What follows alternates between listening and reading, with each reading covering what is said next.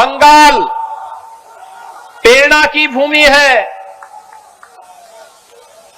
भारत को दिशा देने वाली धरती है। ये बंगाल की ही धरती है जिस धरती पर जन्म लेकर के एक सन्यासी वैश्विक मंच पर भारत के सनातन धर्म का झंडा गाड़ने का काम करता है और गर्व से कहता है कि गर्व से कहो हम हिंदू हैं। और हिंदूपन का एहसास किसी ने किया था और करवाया था तो स्वामी विवेकानंद ने इसी पावन धरा से किया था। यही बंगाल की तो धरती है, यही बंगाल की धरती है जिस धरती में खुदीराम बोस ने हंसते हंसते देश की आजादी के लिए फांसी के फंदों को छूने का काम किया था। यही वह धरा है, यही बंगाल की वह धरा है जिसने उद्घोष किया था कि तुम मुझे खून दो मैं तुम्हें आजादी दूंगा। नेताजी सुभाष चंद्र बोस, कौन ऐसा भारतीय होगा जो नेताजी का नाम आते ही सम्मान के साथ गौरव के साथ उनके सामने सिर न झुकाता हो। भारत की आध्यात्मिक परंपरा में से रामकृष्ण परमहंस हो, स्वामी प्रणवानंद जी हो, लाड़ी महाशय हो, एक लंबी परंपरा अध्यात्म के साधकों की, सन्यासियों की बंगाल की धरा ने भारत को दिया है, भारत के आध्यात्मिक जगत को दिया है। और यही धरा है, याद करिए, भारतीय जनसंघ के संस्थापक अध्यक्ष डॉक्टर श्यामा प्रसाद मुखर्जी की धरती भी यही बंगाल है। बंगाल, इसी बंगाल की धरती में पैदा हुए भारतीय जनसंघ के संस्थापक डॉक्टर श्यामा प्रसाद मुखर्जी ने स्वतंत्र भारत में ओंकार भरी थी, एक देश में दो प्रधान, दो विधान, दो निशान नहीं चलेंगे, नहीं चलेंगे। याद करिए, डॉक्टर श्यामा प्रसाद मुखर्जी के इस संकल्प को साकार किया है वर्तमान प्रधानमंत्री श्री नरेंद्र मोदी जी ने। कश्मीर में धारा 370 समाप्त किया, शेष कश्मीर का कानून भी शेष कश्मीर पर बाबा साहब भीमराव अंबेडकर के द्वारा बनाए गए संविधान को भी लागू करवा करके एक भारत श्रेष्ठ भारत का एक आदर्श प्रस्तुत करने का काम ये प्रधानमंत्री मोदी जी के नेतृत्व में हुआ है। संकल्प था डॉक्टर श्यामा प्रसाद मुखर्जी का, कांग्रेस उस संकल्प को पूरा नहीं कर पाई, अन्य दल नहीं कर पाए, तमाम प्रधानमंत्री आए नहीं कर पाए। मोदी जी ने आतंकवाद की ताबूत पे अंतिम कील ठोकते हुए कश्मीर में धारा 370 सदैव के लिए समाप्त कर दी है। बहनों और भाइयों, यही तो धरती है जिसने भारत को एक से एक बड़े वैज्ञानिक दिए थे।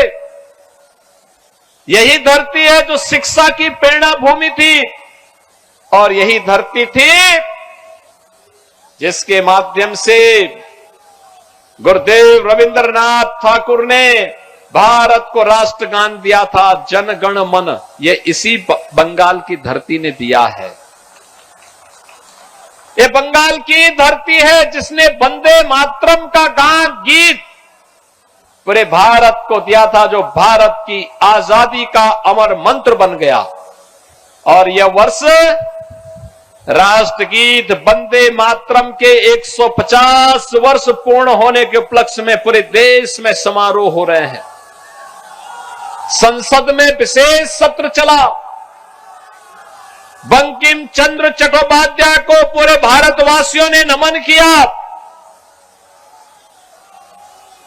ये धरा बंगाल है, प्रेरणा की धरा है, कला की धरा है, संस्कृति और अध्यात्म की धरा है। उस धरा को आज टीएमसी ने तुष्टीकरण की धरा बना दिया है, लूट का धरा बना दिया है, अराजकता और गुंडागिर्दी का धरा बना दिया है। यहां पर यह क्षेत्र कृषि बाहुल्य है, अन्नदाता किसान सस्य श्यामला मातरम वंदे मातरम की इस बंगाल की पावन धरा से अन्न उत्पन्न करता है, लेकिन उन किसानों को उसका उचित दाम टीएमसी की सरकार नहीं दे पाती है, उन्हें सुविधा नहीं दे पाती है। याद करिए, आपकी डेमोग्राफी को बदलने का काम हो रहा है। तुष्टीकरण की पोषक टीएमसी की सरकार आपके विकास को बाधित कर रही है। स्वतंत्र भारत में जब ये देश आजाद हुआ था, तब तक बंगाल का शेयर भारत की अर्थव्यवस्था में 1/3 हुआ करता था, और धीरे धीरे करके यहां के कल कारखाने बंद होते गए, यहां के एमएसएमई उद्योग बंद होते गए, यहां की कला को, यहां की संस्कृति को, यहां के शिक्षण संस्थानों को यहां की राजनीति ने निगल दिया। पहले कांग्रेस ने, फिर वामपंथियों ने, और पिछले 15 वर्षों में टीएमसी की अराजकता का शिकार बंगाल हो गया है। भारत की उर्वरा भूमि, भारत की अर्थव्यवस्था को एक नई ऊंचाई देने वाली बंगाल की धरती आज टीएमसी के भ्रष्टाचार के कारण, उनकी अराजकता के कारण, उनकी अराजकता के कारण आज कंगाल होती हुई दिखाई दे रही है। हमें महाकाली की इस धरा को कंगाल नहीं होने देना है, मां दुर्गा की इस पावन धरा को कंगाल नहीं होने देना है। सस्य श्यामला कही जाने वाली इस पावन धरा को हमें तुष्टीकरण और अराजकता की धरती नहीं बनने देना है। बंगाल की धरती पर गौकसी होने की छूट नहीं देनी है, गाय को कटने की छूट नहीं देनी है।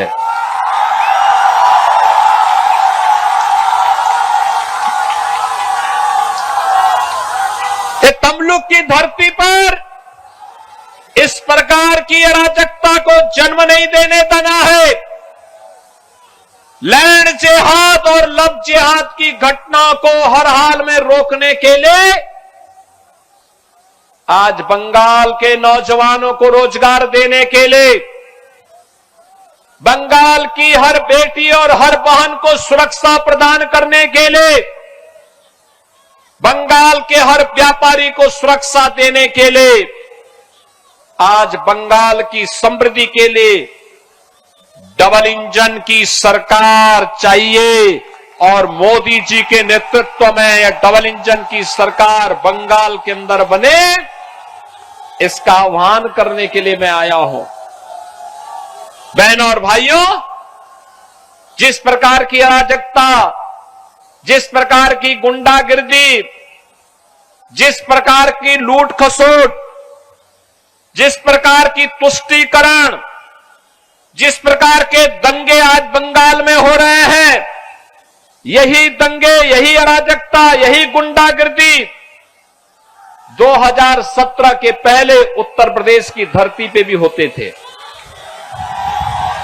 इससे ज्यादा होते थे। वहां हर तीसरे दिन एक दंगा होता था, पर्व और त्योहार के पहले उपद्रव शुरू हो जाता था। उत्तर प्रदेश बीमारू राज्य हो गया था। उत्तर प्रदेश में अराजकता चरम पर थी, कोई पुरसाहाल नहीं था, न बेटी सुरक्षित थी, न व्यापारी सुरक्षित था। उद्योग धंधे वहां भी बंद हो रहे थे, पलायन हो रहा था। और 2017 में प्रधानमंत्री मोदी जी के आह्वान पर उत्तर प्रदेश की जनता ने उत्तर प्रदेश के अंदर सरकार बनाई। डबल इंजन की भाजपा की सरकार आई। आज उत्तर प्रदेश में नो कर्फ्यू, नो दंगा, उत्तर प्रदेश में है सब चंगा। आज उत्तर प्रदेश में दंगा नहीं होता, सड़कों पे नमाजें नहीं पढ़ी जाती हैं, मस्जिदों से चिल्लाने की आवाज नहीं आती है, लव जिहाद की घटना के लिए सख्त कानून बनाया गया है। लैंड जिहाद की घटना नहीं घटित हो सकती है, गौ हत्या नहीं हो सकती है, हर बेटी भी सुरक्षित है, हर व्यापारी भी सुरक्षित है, हर हाथ को काम है, हर खेत को पानी है, हर बहन और हर माता को स्वावलंबन के साथ आगे बढ़ने के लिए वहां पर डबल इंजन सरकार नई नई योजनाएं चला रही है। और उत्तर प्रदेश की प्रगति को देखना है। 500 वर्ष पहले श्री राम जन्मभूमि पर भगवान राम का मंदिर मुगल काल में तोड़ा गया था। डबल इंजन की सरकार आई, भगवान राम का भव्य राम मंदिर का निर्माण भी अब अयोध्या में हो गया। कोई नहीं रोक पाया, न कांग्रेस, न टीएमसी, न समाजवादी पार्टी, न डीएमके, ये कोई नहीं रोक पाया, न आरजेडी रोक पाई। डबल इंजन की सरकार की स्पीड इतनी थी कि अयोध्या में भव्य राम मंदिर का निर्माण हो गया, दुनिया का सबसे भव्य मंदिर का निर्माण हो गया। आप सोचो, आज कोलकाता का मेयर आपको चुनौती देता है, कहता है कि बंगाल की आधी आबादी उर्दू बोलेगी, यानी बांग्ला को समाप्त करना चाहते हैं, बंगाली को समाप्त करना चाहते हैं। ये इनकी टीएमसी की साजिश को सफल नहीं होने देना है। उनको बोलो, चलो कहते हैं कि यहां उर्दू बोली जाएगी, उनको बोलो उर्दू जहां बोली जाती वहां जाओ, बंगाल में बंगला ही बोली जाएगी।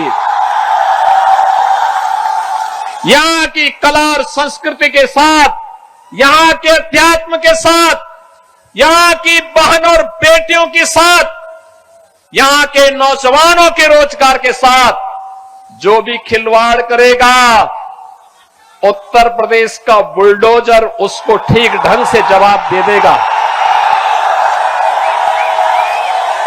यूपी का बुलडोजर केवल वह सड़क ही नहीं बनाता है, माफिया का भी इलाज करता है। और ये बुलडोजर वहीं चल सकता है जहां डबल इंजन की स्पीड हो। डबल इंजन की स्पीड हो, वहीं पर ये चल सकता है और उसी में चलाने की सामर्थ्य भी होगी। आज आप देखते होंगे उत्तर प्रदेश में बेटी भी सुरक्षित है, बहन भी सुरक्षित है, व्यापारी भी सुरक्षित है। पहचान का संकट नौजवान के सामने नहीं। बहनों और भाइयों, ये जो नौजवान है इसको रोजगार चाहिए, अन्नदाता किसान को उसकी उपज का अच्छा दाम चाहिए, हर खेत को पानी चाहिए, बंगाल की संस्कृति को सम्मान चाहिए, ये सम्मान चाहिए। मां काली का आशीर्वाद तभी प्राप्त होगा जब हम अपनी संस्कृति की रक्षा करेंगे। जब हम संस्कृति की रक्षा करेंगे तभी आशीर्वाद प्राप्त होगा। और इसीलिए तो स्वामी विवेकानंद ने कहा था कि गर्व से कहो हम हिंदू हैं। याद करिए, उन्होंने वैश्विक मंच पर कहा था, पूरे भारतवासियों का आह्वान किया था। आज बंगाल की डेमोग्राफी को चेंज किया जा रहा है। किस प्रकार की स्थितियां बंगाल में पैदा की जा रही है। मालदा, मुर्शिदाबाद, दिनाजपुर, नादिया, बीरभूम, हावड़ा जैसे कई ऐसे जनपद हैं जहां हिंदू शून्य करने का षड्यंत्र हो रहा है। हिंदुओं को पूरी तरह समाप्त करने की साजिश हो रही है और वहां पर बार बार हमले होते हैं। हम दुर्गा पूजा नहीं कर सकते, वहां पर कोई पर्व और त्योहार के पहले कर्फ्यू लग जाता है। यहां की सरकार को, टीएमसी सरकार, रामनवमी के अवसर पर निकलने वाली शोभा यात्राओं को रोकने का काम करती है। बहनों और भाइयों, टीएमसी समर्थित सिंडिकेट आज बांग्लादेशी घुसपैठियों को बंगाल के अंदर घुसेड़ करके आपकी डेमोग्राफी को बदलने का काम कर रहे हैं, आपके हक पर डकैती डलवाने का काम कर रहे हैं। टीएमसी नाम ही आज यहां पर तुष्टीकरण, माफिया राज और कटमनी का प्रतीक बन गया है। यानी टीएमसी का मतलब टी तुष्टीकरण, एम माफिया राज और सी कटमनी। याद रखना, हमें ऐसी सरकार नहीं चाहिए जो तुष्टीकरण करे, हमें तो संतुष्टीकरण वाली सरकार चाहिए। और वो मोदी जी का मंत्र है सबका साथ और सबका विकास। हमें माफिया राज वाली सरकार नहीं चाहिए, माफिया को रौंदने वाली सरकार चाहिए, माफिया को बुलडोजर से रौंदने वाली सरकार चाहिए। और वह केवल डबल इंजन की भाजपा सरकार दे सकती है। हमें कटमनी वाली सरकार नहीं चाहिए, हमें तो इन नौजवानों के हाथों को कार्य देने वाली सरकार चाहिए।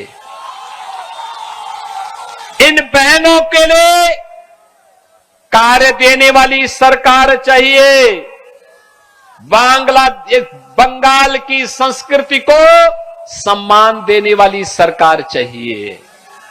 याद करिए, बांग्लादेश में हिंदुओं का कत्लेआम हुआ, ममता दीदी मौन रही।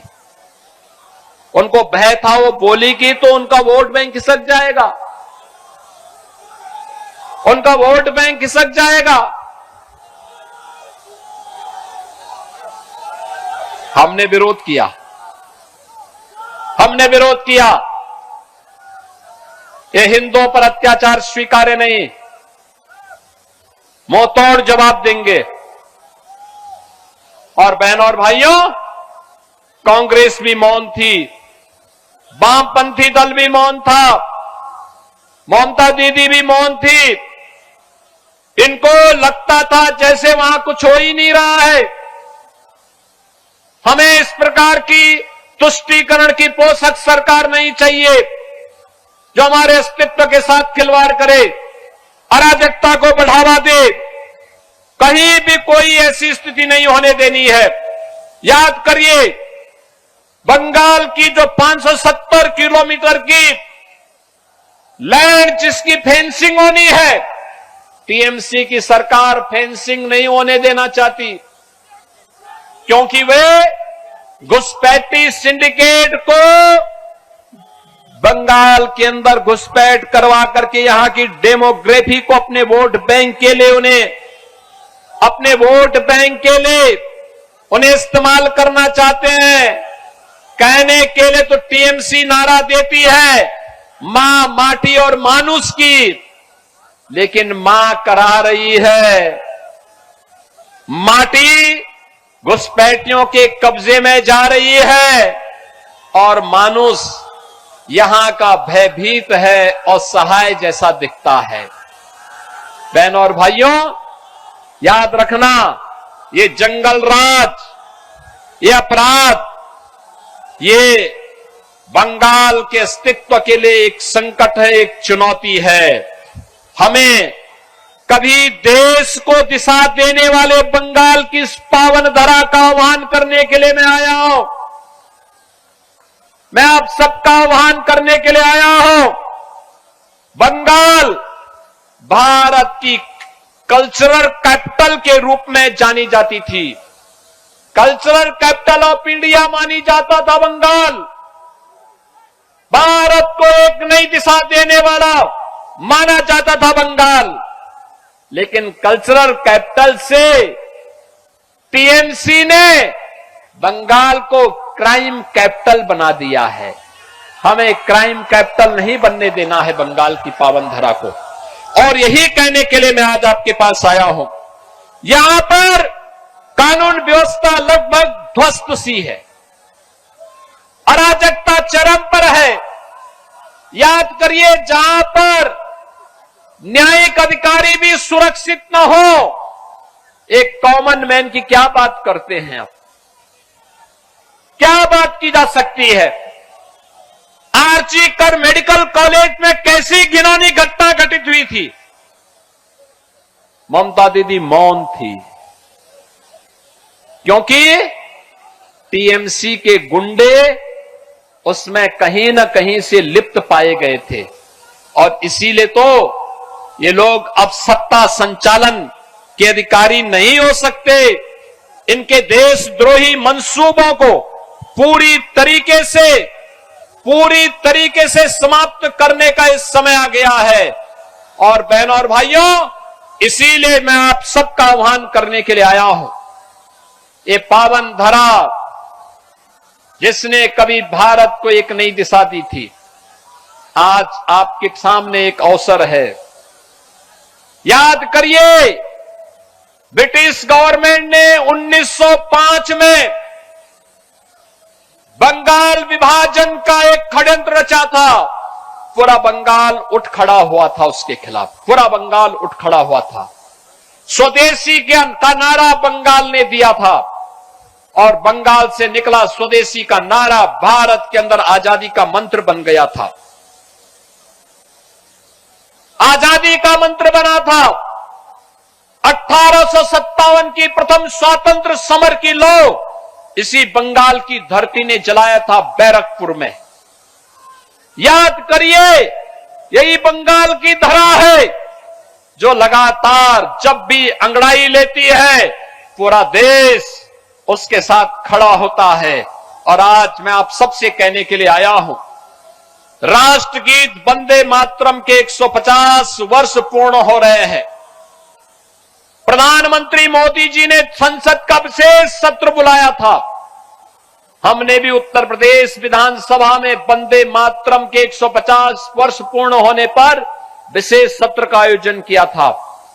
लेकिन जिस बंगाल से बंकिम चंद्र चट्टोपाध्याय की अमर और कालजयी कीर्ति आनंद मठ के उस गीत ने भारत के अंदर आजादी का बिगुल फूंका था, वंदे मातरम के माध्यम से, बंगाल की विधानसभा में ममता दीदी ने कोई चर्चा नहीं करवाई, क्योंकि उनको भय था उनका वोट बैंक वंदे मातरम का विरोध करता है। और मैं कहता हूं, भारत की धरती पर कोई वंदे मातरम गाने में परहेज करता है तो उसको भारत की धरती को छोड़ करके वहां जाना चाहिए जहां उसके लिए स्थान हो। ये तो राष्ट्र वंदना का गीत है, हर भारतवासी को गाना चाहिए।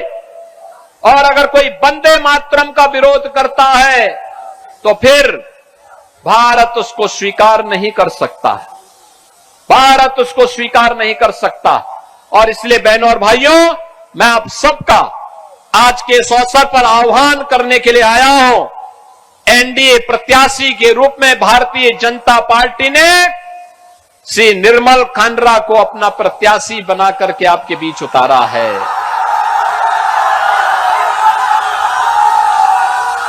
मैं आपका पहले अभिनंदन करूंगा। आपने यहां पर तमलुक लोकसभा क्षेत्र में जस्टिस अभिजीत गांगुली जी को अपना मेंबर ऑफ पार्लियामेंट चुनकर के देश की संसद में भेजा था, भारी बहुमत से।